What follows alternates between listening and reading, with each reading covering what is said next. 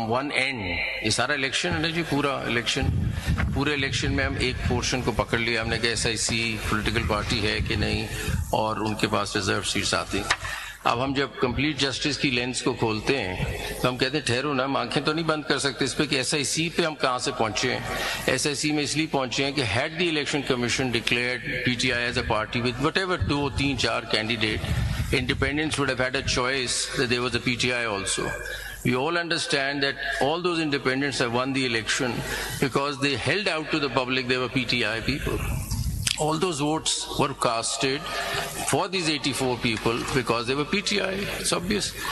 अब having said that, now we say okay, वो सारा चीज जो है हमने नहीं देखना एकदम, और हम ये देखने लग जाए थोड़ा सा पोर्शन, तो फिर कंप्लीट जस्टिस को और हमने क्या करना है इस क्लॉज को कि अगर हम पूरी पिक्चर ही ना देख सके। वो आपको दिखाया इसमें ना दिखाए बट मैं ये आपको ये कह रहा हूं, सुन लेना, कहना चाह रहे हैं कि कंप्लीट जस्टिस को क्या कहां लेके जाना है अगर हम ये चीजों पे आंखें बंद करने लग जाएं इधर उधर और घोड़े की तरह इस तरह वो लगा के चलने लग जाएं। Complete justice is to broaden the vision, see the whole transaction. Attorney general live with the limitations. Attorney general ji साहब, आपने शायद वो तस्वीर देखी है जो जज की आंखों पे पट्टी होती है।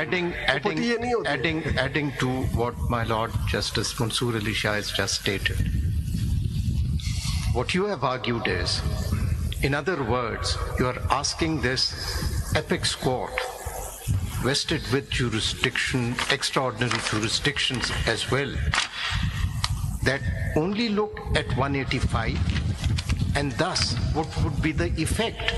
The effect would be during these proceedings, one thing has become absolutely obvious, that there has been a grave